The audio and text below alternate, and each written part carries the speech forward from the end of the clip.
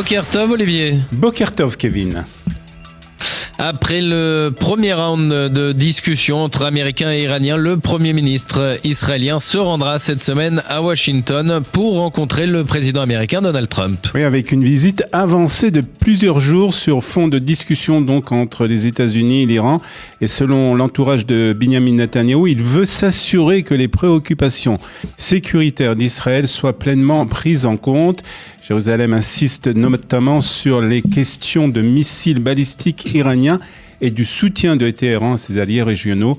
Ce point est crucial pour Jérusalem, car si Washington se concentre seulement sur la question nucléaire, comme l'ont suggéré certains responsables américains, Israël craint de se retrouver face à un accord qui laisserait le potentiel militaire d'Iran intact avec une menace élargie à sa sécurité.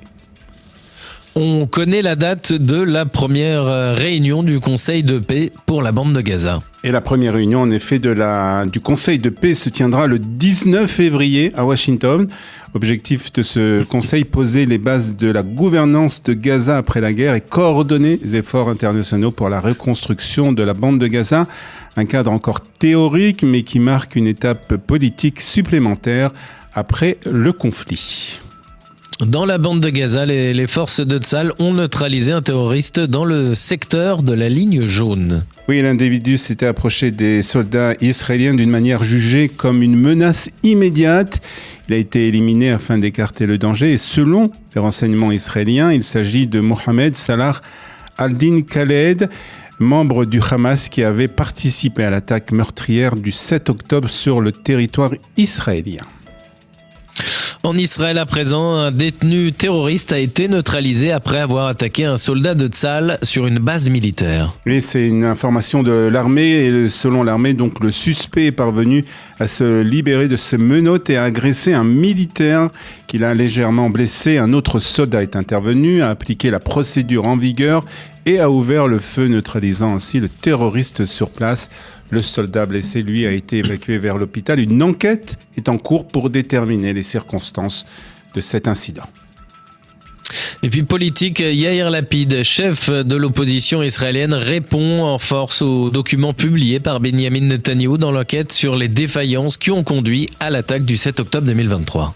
Tout à fait, dans un long document, le chef de l'opposition démonte point par point les arguments du Premier ministre. Il dénonce l'absence de directives claires dans les premières heures de l'attaque, conteste toute accusation de falsification de documents du Shin Bet et critique la politique des fonds qatariens vers Gaza. Lapid affirme aussi que les alertes existaient et que les signaux ont été ignorés et rappelle une règle simple en démocratie. Au bout du compte, la responsabilité politique revient au chef du gouvernement. Journée de mobilisation ce dimanche en Israël pour dénoncer la montée des violences au sein de la société arabe. Oui, Kevin, et c'est la commission de suivi de la population arabe qui appelle à une action de protestation sous la forme d'une conduite lente sur plusieurs axes majeurs, notamment l'autoroute Ayalon, la route reliant Tel Aviv à Jérusalem. Les organisateurs veulent attirer l'attention sur la vague de criminalité qui a déjà fait 37 morts depuis le début de l'année et dont 12 au cours de la semaine dernière. Les familles des victimes dénoncent un manque de réponse des autorités face à cette escalade. Et puis une scène plutôt inhabituelle hier après-midi sur l'autoroute à Tel Aviv. Oui, avec des chevaux, qui ont été filmés en train de galoper librement sur les voies au sud de la ville, provoquant la surprise et la stupéfaction chez les automobilistes. Caméras de circulation les montrent traversant l'axe nord vers 16h. Heureusement, les équipes de sécurité du Netivei Ayalon sont rapidement intervenues. Les animaux ont été maîtrisés et mis en sécurité sans aucune collision ni blessure ne soit signalée. Selon les premiers éléments, les chevaux s'étaient échappés de leur propriétaire qui tentait de les rattraper sans succès. On va jeter un coup d'œil sur la météo de ce matin, puisque nous sommes le dimanche 8 février. Aujourd'hui, hausse des températures sur l'ensemble du pays. Le temps sera plus chaud que la normale pour la saison. Dans la journée, le vent se renforcera avec un risque de brume et de sable dans le sud. Cette chaleur inhabituelle devrait se maintenir jusqu'à mardi. En revanche, changement attendu mercredi avec une baisse des températures sur l'ensemble du pays. Les températures prévues aujourd'hui à Jérusalem, il fera 22 degrés à Haïfa, 24 degrés à Tel Aviv, 21 degrés à Jérusalem, 26 à Beersheva et 27 à Eilat. Les fruits, c'est super. C'est joli, c'est coloré, c'est plein de vitamines, c'est sucré, mais sans être mortel, transformé et cancérigène. Les fruits, c'est juste cool. Tellement cool qu'on les donne parfois en prénom. On peut penser à shaked en hébreu ou prune en français et pour les moins chanceuses. Les fruits, c'est tellement chouette que dans le judaïsme, on les bénit et avec discernement. Parce qu'on ne sanctifie pas le nom de Dieu de la même façon face à une pastèque et face à une grappe de raisin. Tellement chouette donc qu'on en a fait une fête, Tou Bishvat. Alors Tou Bishvat intervient pendant l'hiver, ce qui n'est pas exactement la saison préférée des fruits. Mais c'est une jolie idée que de célébrer les fruits au milieu de l'hiver, de se réjouir de ce qu'on peut espérer déjà sans voir encore. Voilà, c'était une simple et micro idée sur ce que les Juifs fêtent tous les ans et ça me paraît important de le souligner puisque de nos jours on dit à notre sujet des choses absolument effarantes. Entre cette sordide affaire Epstein et les mensonges antiques ranimés par la guerre à Gaza, les théories du complot à l'encontre des Juifs pullulent et suggèrent que les Juifs seraient des adorateurs de démons, espions, sacrifieurs d'enfants. Parce que je ne sais pas vous, mais moi, mon feed est envahi par le dossier Epstein, lui-même envahi de prolongements antisémites. Les propos s'arrêtent rarement à l'effroyable personne, ça dérape malheureusement très très vite. Alors, avis aux amateurs d'histoire, franchement, je pense qu'on n'a pas besoin de réalité virtuelle pour savoir à quoi ressemblerait le Moyen-Âge en termes de croyances, médisances et superstitions. Je pense qu'on a à ce jour une image assez parlante. Bon, et face à ce genre de discours foudingue sur les réseaux sociaux, plusieurs options. On peut déjà rappeler que malgré de malheureuses exceptions, un juif a généralement plus de communs avec un toucan qu'un génie du mal, parce que pour votre gouverne, les toucans sont de grands amateurs de fruits, tels que la figue, l'orange et la cerise sauvage. Autre possibilité, on peut aussi faire appel à ce que Pierre Dac disait si justement. Pourquoi est-ce qu'un méchant français serait un sale con et un méchant juif un sale juif ? Enfin, on peut aussi détourner le regard de ces accusations qui ne nous appartiennent pas et apprécier ce temps de fête qui nous appelle malgré tout à célébrer le fonctionnement, les variétés et les merveilles de ce monde. Selon un enseignement attribué au Chazon Ish, il est bon de s'arrêter devant une simple petite fleur, l'âme peut en être saisie au point de déborder. Et en ces temps bizarres, un arbre, une fleur, un fruit, c'est quand même ce que le monde a de plus réjouissant. Géopolitique avec Aryeh Ben-Semoun, il est avec nous. Bonjour Aryeh, en tant que directeur exécutif du groupe Elnet France, vous souhaitiez revenir sur l'annulation d'une conférence anti-israélienne prévue à l'ENS Paris-Saclay. Bonjour Ilana, le 2 février dernier devait se tenir à l'ENS Paris-Saclay une énième tribune de propagande contre Israël visant à promouvoir le boycott de ses universités. Cette initiative, présentée comme académique, n'était rien d'autre qu'une entreprise politique de délégitimation dans la lignée du mouvement BDS, boycott, désinvestissement, sanctions. Alertés en amont, nous nous sommes immédiatement mis en ordre de bataille avec notre réseau citoyen afin de tirer la sonnette d'alarme jusqu'au plus haut niveau de l'État. La liberté académique ne saurait en aucun cas servir de paravent à des appels à la haine fondés sur l'origine nationale. Pas plus que l'argent public ne saurait être utilisé pour financer, héberger ou légitimer une campagne visant à une démocratie et un allié de la France, Israël en l'occurrence. Grâce à une mobilisation exceptionnelle, la réponse des pouvoirs publics a été rapide et efficace et nous les en remercions. Mais une fois encore, le constat est préoccupant. Notre système politique et universitaire semble frappé de paralysie, ne se réveillant que lorsque le scandale devient trop visible pour être ignoré. Lorsqu'on laisse une université se transformer en théâtre d'une haine rance, ce sont à la fois l'intégrité du savoir et celle de la démocratie qui se trouvent sacrifiées. Aryeh, comment expliquez-vous la difficulté de l'État à réagir ? Eh bien parce que une immense confusion règne aujourd'hui dans l'ensemble du monde occidental. Dès que les Juifs sont concernés, on s'enferme mécaniquement dans le piège sémantique de l'antisémitisme, comme si seuls les Juifs étaient visés et concernés et que le reste de la société pouvait se contenter d'un simple soutien moral en restant extérieur à ce combat. Or c'est faux et profondément dangereux. Nous savons parfaitement que les islamistes, et en particulier les frères musulmans, utilisent la cause palestinienne comme un cheval de Troie pour avancer leur pion dans nos démocraties. C'est écrit noir sur blanc dans le rapport déclassifié du ministère de l'Intérieur sur l'islam politique en France. En attaquant Israël, ils avancent masqués, gagnent du terrain dans les esprits, infiltrent les universités, les associations, les syndicats. Et ils ont trouvé dans une partie de l'extrême gauche un allié de circonstance qui complète sur le sol européen le combat mené par les terroristes palestiniens et l'axe iranien au Moyen-Orient. L'incapacité de l'État à nommer clairement l'ennemi produit de l'inaction. Et cette inaction ouvre des brèches dans lesquelles s'engouffrent ceux qui veulent à la fois la destruction d'Israël et la mort de notre République. Ce combat concerne tout le monde. Juifs, chrétiens, athées, musulmans refusant la soumission, femmes et hommes attachés à l'universalisme, à la laïcité et à la liberté. Ce qui est attaqué, ce n'est pas une communauté, juive en l'occurrence, c'est un modèle de société. Israël et les Juifs ne sont pas la fin de ce combat, mais le prétexte pour l'étendre à l'ensemble de nos sociétés. Et le problème, c'est que l'État français est lui-même schizophrène sur ce sujet. D'un côté, il répète que l'antisémitisme est intolérable et agit pour faire annuler une conférence appelant au boycott d'Israël dans une grande école. Mais de l'autre côté, il participe aussi à la haine des Juifs en organisant le boycott d'Israël dans les salons internationaux comme Euronaval, Eurosatori ou même celui du Bourget. C'est pourtant exactement la même logique, celle de l'intifada globale.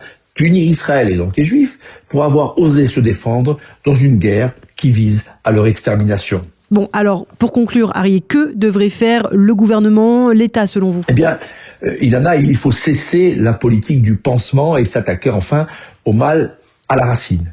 Des initiatives existent pour lutter contre la haine des Juifs et d'Israël, comme la proposition de loi portée par Caroline Yadan. Elles sont utiles et bienvenues, mais l'appareil législatif est trop lent, trop lourd, face à une menace mouvante, agressive et en constante adaptation. Entre l'islamisation des esprits, la libanisation de nos débats publics et la mexicanisation de certains pans de notre territoire, la passivité de l'État devient insupportable. Nous évoluons dans une dynamique qui rappelle dangereusement l'Iran de 1979. Une majorité silencieuse, une élite aveugle et une minorité islamiste déterminée, appuyée par une extrême gauche qui lui sert de relais idéologique. Il est impératif que le ministère de l'Intérieur émette une circulaire claire, ferme et applicable partout sur le territoire afin de prévenir systématiquement ces manifestations de haine avant même qu'elles ne s'organisent. Il ne doit plus revenir aux citoyens que nous sommes de faire la police dans les institutions de la République et les universités. Quand les pouvoirs publics sont saisis, ils réagissent. Preuve qu'ils savent. Alors, assez des indignations de salon et place à l'action méthodique. Il est temps que l'État redevienne le protecteur de nos valeurs universelles, car il en va de la survie de la République. Et à la une de la presse israélienne ce matin, les commentateurs s'interrogent sur les raisons du déplacement avancé de Binyamin Netanyahou à Washington. Et selon le Yediot Ahronot, ce voyage n'était pas prévu à cette date. Il a été accéléré à la demande d'Israël en raison de l'évolution rapide du dossier iranien.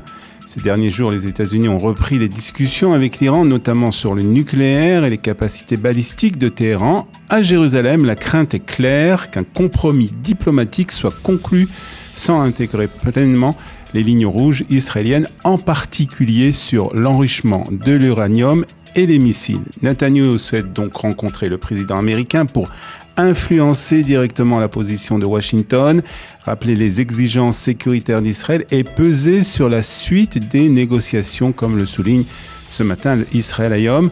Déplacement express donc qui traduit à la fois l'inquiétude d'Israël et la volonté de rester un acteur central dans les discussions sur l'avenir de la région.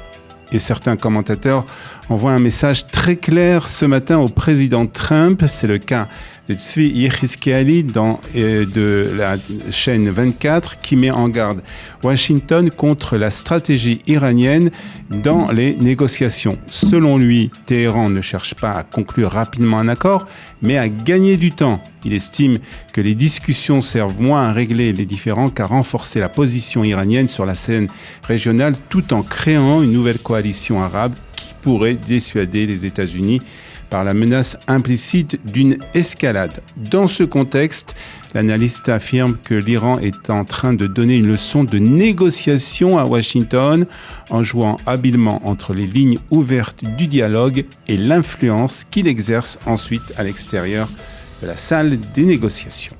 Et après la publication par Benjamin Netanyahou de ses réponses aux contrôleurs de l'État sur les défaillances du 7 octobre, les critiques se multiplient et plusieurs responsables politiques et commentateurs de la presse israélienne remettent en cause la version du Premier ministre.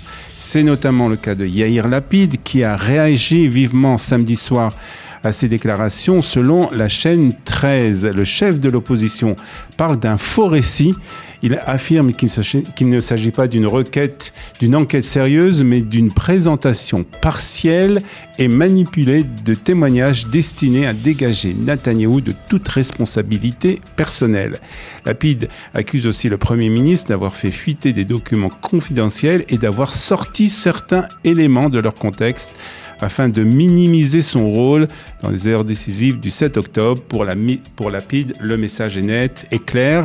Ce n'est pas un compte-rendu professionnel, mais une stratégie politique pour éviter la mise en place d'une commission d'enquête indépendante. Et l'ancien ministre de la Défense, Yoav Gallant, a lui aussi critiqué avec vigueur la réponse du Premier ministre Benjamin Netanyahou au contrôleur de l'État. Lors d'un entretien diffusé hier soir dans Pgosh Haïtonout sur la chaîne 12, Gallant accuse Netanyahou d'avoir pratiqué une ingénierie de conscience en assemblant des déclarations de longue période pour en faire un récit trompeur. Il qualifie le chef du gouvernement de menteur, estimant que les faits ont été présentés de façon sélective pour justifier les décisions passées.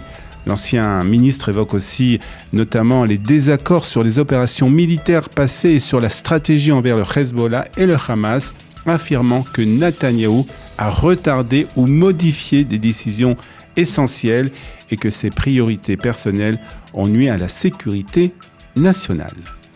Et pour certains, la polémique autour des protocoles sécuritaires précédant le 7 octobre est le début de la campagne électorale. Selon le correspondant politique de la chaîne 24, le timing de cette révélation n'est pas anodin. Au Likoud, on estime que cette initiative marque en réalité le début de la campagne électorale. Mati Tourfert pour le Maariv ne partage pas cette opinion. Benjamin Netanyahou se veut confiant et selon son entourage, le calendrier politique s'aligne sur le calendrier sécuritaire. La coalition ne devrait donc pas tomber ni sur le budget, ni même sur la loi de conscription, selon le commentateur du Maariv.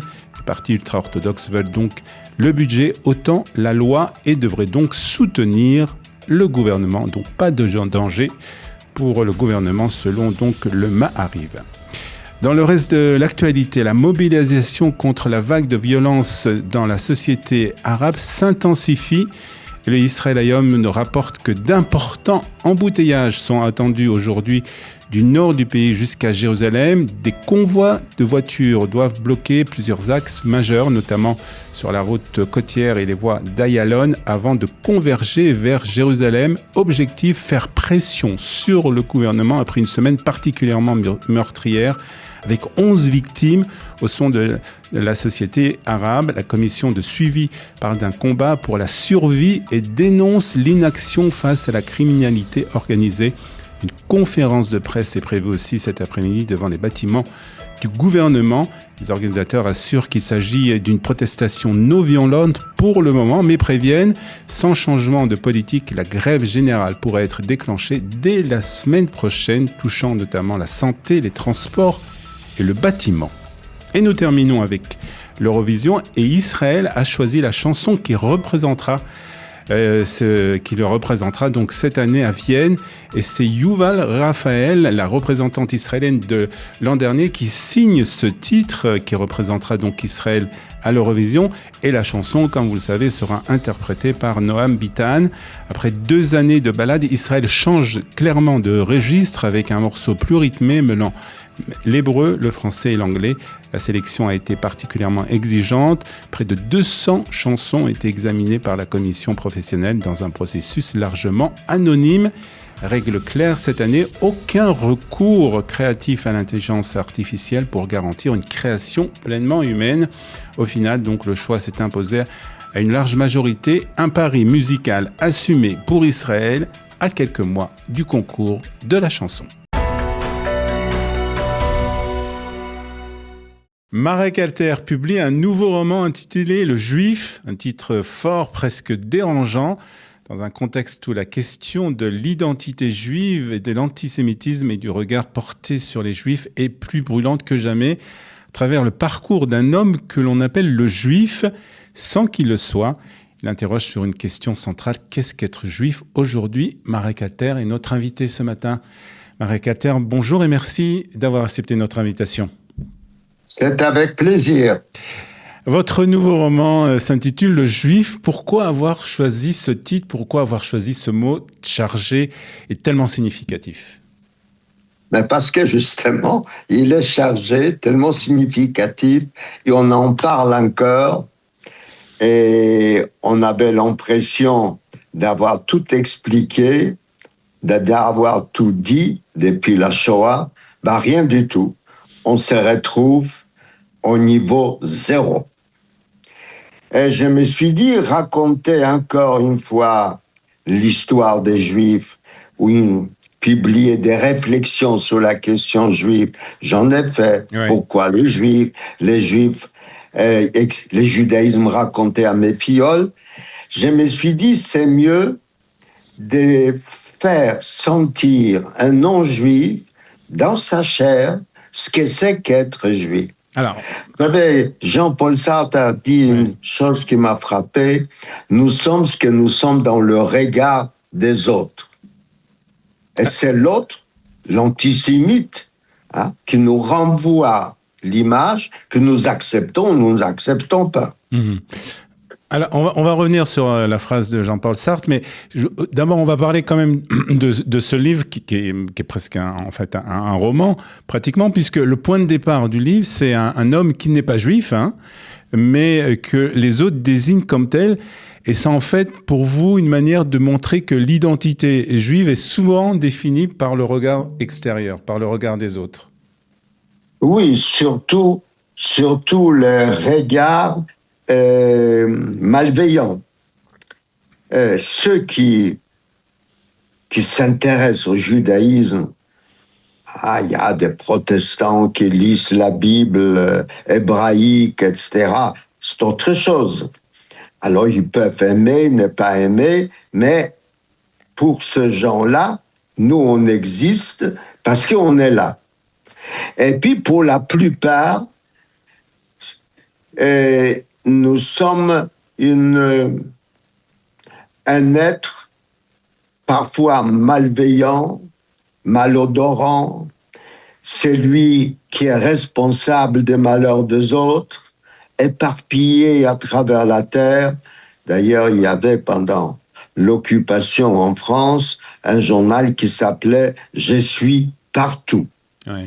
Or, aujourd'hui, le monde va mal.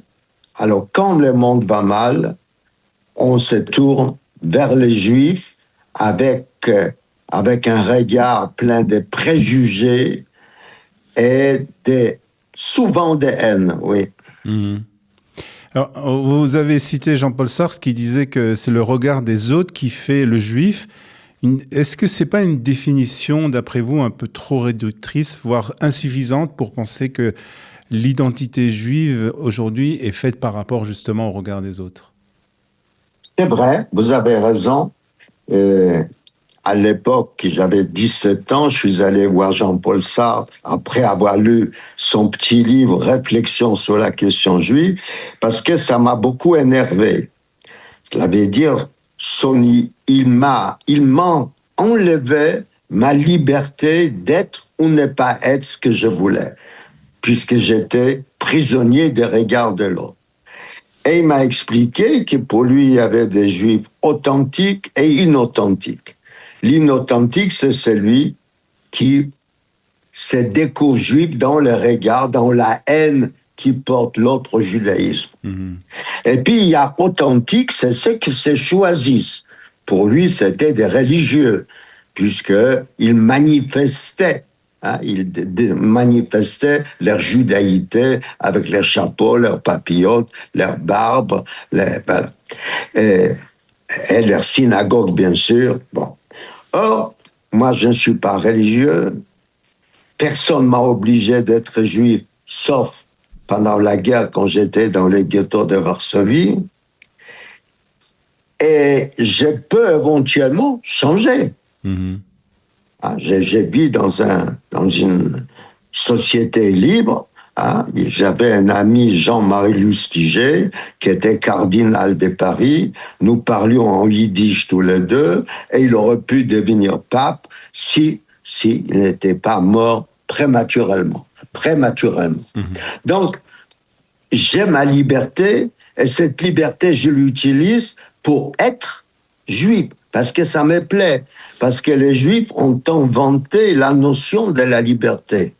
Avant les 10 commandements, il n'y avait pas de mot liberté dans le monde égyptien ni mésopotamien. C'était des notions abstraites. Vous ne travaillerez pas samedi, 7e jour, etc. Ouais. Pourquoi? Parce que vous étiez des esclaves en Égypte. Et ce raccourci de l'histoire humaine me plaît.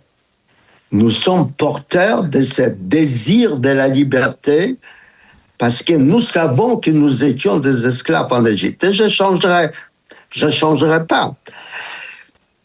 J'essaie seulement de partager les juifs positifs, authentiques, comme disait Sartre, avec les non-juifs. Alors, me mettre en scène, ça n'avait pas de sens. Ouais.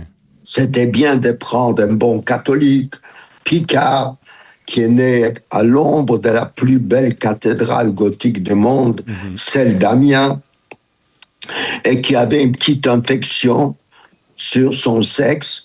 On lui a enlevé et voilà circoncis. Et aux yeux de ses amis, et c'est là où j'ai essayé de montrer comment l'idée des Juifs progresse. Ses petits camarades, voyant ça, il dit « Tu es juif ?» Il dit « Non, je ne suis pas juif. » Si, au lycée, les camarades à l'université, et puis il se retrouve travailler dans un ministère des Quai d'Orsay, ministère des Affaires étrangères. Et il se retrouve dans la situation d'un Dreyfus. Sauf que Dreyfus, lui, il était juif. Mais lui ne l'est pas. Et lui, il ne l'est pas. Donc, à l'époque de Dreyfus, il y a un bordereau qui disparaît. Ça ne peut être qu'un juif pour vendre le bordereau. Tandis là, il y a un autre qui n'est pas juif, mais on le soupçonne d'être juif. Des dossiers secrets disparaissent, ça n'est peut-être que le juif, entre guillemets. Et là, je le fais à cet homme subir et les regards, et les moqueries, et les sévices qui subissent la plupart des Juifs aujourd'hui en France, dans les banlieues, dans les petites villes qu'ils quittent parce qu'ils sont agressés, leurs enfants ne peuvent pas aller à l'école, etc. Sa fille lui raconte, voilà, on m'a traité d'une sale juive. Qu'est-ce que tu as fait? Je l'ai giflé. Et j'étais rappelé à l'ordre par le professeur. Et c'est une histoire presque d'espionnage, parce que tous les grands romans, j'espère que c'est un grand roman, sont de l'histoire de policières, même bon, je ne parle pas de Stendhal, mais même Victor Hugo. Hein. Il y a un Jean Valjean qui est pourchassé pendant des pages et des pages par un policier Javert. Dans Dostoïevski, tous leurs grands romans, ils ont une trame policière. Non pas parce qu'il faut tenir en haleine les lecteurs, mais parce que c'est les dangers qui met en évidence nos qualités et nos défauts. Alors on l'a compris, Marek Alter, c'est un roman qui résonne fortement par rapport à la situation aujourd'hui des Juifs en Europe. Et comme vous l'avez expliqué, même si le personnage principal n'est pas juif, il est pris pour juif. Est-ce que c'est un livre que vous aviez en tête depuis longtemps ou est-ce que c'est l'actualité qui lui a donné une nouvelle urgence, en fait, quelque part? C'est une bonne question, mon ami. Bon, depuis longtemps, je me posais la question, comment expliquer simplement, dans les écoles, qu'est-ce que c'est que juif? J'arrive dans une école, on m'invite souvent dans les banlieues où il y a beaucoup de gosses musulmans. Alors, je leur lis des passages du Coran, parce que dans le Coran, c'est les premiers livres sionistes. il y a Mahomet, il dit, Allah s'adresse à Moussa, Moïse, je te donne une terre, tu y amèneras ton peuple, il vivra, il labourera la terre. Et c'est au 7e siècle. Donc, j'aurais pu terminer avec ça et les laisser sur leur faim, d'une certaine manière. Or, les enfants, comme des adultes, et les adultes sont des enfants, aiment bien de jolies histoires. Si vous avez des enfants, pour les endormir, vous leur racontez des histoires. Oui. Et moi, je suis un conteur. Je me suis dit, il faut que je trouve une histoire qui permettra de tenir mes lecteurs en haleine. Et une fois terminé, ils se poseront la question, ah bon, c'est ça que d'être juif? Vous avez l'impression que les choses ont changé lorsque justement vous intervenez dans ces écoles, quand vous faites ces conférences. Est-ce que les choses ont changé depuis le 7 octobre? Mon ami, je ne suis pas un bon exemple. Je viens de fêter au cinéma Publicis, devant 200 personnes, mes 90 ans. Alors, il y a des gens qui m'aiment, des gens qui ne m'aiment pas, mais ils ne les disent pas. Alors, c'est leur problème. C'est eux qui portent en eux leur haine et ils seront pourris par leur haine. Oui. Donc, je ne suis pas de ces juifs qui doivent déménager parce qu'il y a des regards, un regard de haine qui se pose sur eux, parce qu'on leur casse la porte, parce qu'on dépose des saletés devant leur immeuble et qu'ils ne peuvent pas envoyer leurs enfants à l'école. Donc, je ne suis pas un bon exemple. J'ai un ami, c'est l'imam Hassan Chalgoumi, qui j'aide beaucoup et avec qui on manifeste constamment dans les rues de Paris et d'autres villes d'Europe. Et quand je vais avec lui dans la banlieue, lui s'est fait insulter et pas moi. Et peut-être c'est une manière d'être. Moi, je m'approche des gens qui ne m'aiment pas et je leur demande pourquoi. Et vous déstabilisez les gens. Vous savez, je suis allé pour libérer le dernier otage français franco-israélien. Je suis allé à Doha pour voir les gens de Hamas. Moi, je parle avec tout le monde. Je ne suis pas obligé de les aimer. Et les gens ne sont pas habitués à ça. Je peux dire, ce que vous faites, c'est dégueulasse, etc. Mais il y a une vie, il faut la sauver, vous les libérez. Vous n'avez pas peur, Marek Alter? Pardon? Vous n'avez pas peur aujourd'hui, Marek Alter? Pas seulement physiquement, mais par rapport à tout ce que vous avez fait, votre œuvre. Mon ami, vous savez, les Juifs ont vécu, vous connaissez l'histoire aussi bien que moi. Nous avons eu tellement de désastres qu'on a condensé tous les génocides à un seul jour, tout Bishvat. La destruction des premiers temples, des deuxièmes temples, les croisades, les pogroms, tout parce que si on devait commémorer chaque massacre, chaque désastre, jour par jour, vous vous rendez compte, on passerait notre vie à commémorer. Ouais. Donc, on a fait une seule journée et on a réglé. Tisha B'Av. C'est une manière extrêmement optimiste de voir l'avenir. Parce qu'à la fin des comptes, c'est vrai que Hitler a liquidé 6 millions de Juifs, beaucoup des miens, puisque je suis né dans les ghettos de Varsovie. Oui. Mais lui, il est mort, moi je suis vivant. Et Israël existe.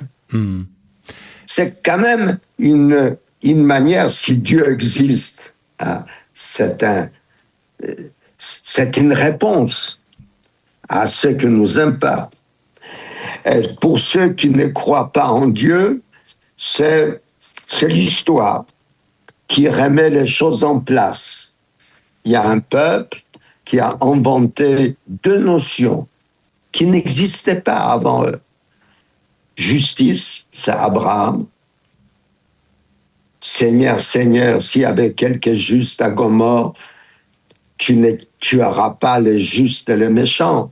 Loin de toi, Seigneur. La première fois dans l'histoire que l'homme interpelle Dieu au nom de la justice. Et qu'est-ce qu'il fait Dieu? Il lui dit, tu as raison. Et puis, le second mot, c'est ce que j'ai dit tout à l'heure, c'est la liberté. Les Juifs n'ont pas voulu la liberté, ils se sont révoltés contre Moïse. Mais il leur a imposé la liberté. Il n'y a pas de l'homme, de l'avenir, de progrès sans la notion de la liberté. Personne ne peut nous obliger, si nous ne sommes pas libres de les choisir, prendre tel chemin ou un autre chemin. Marek Alter, pour terminer, dernière question.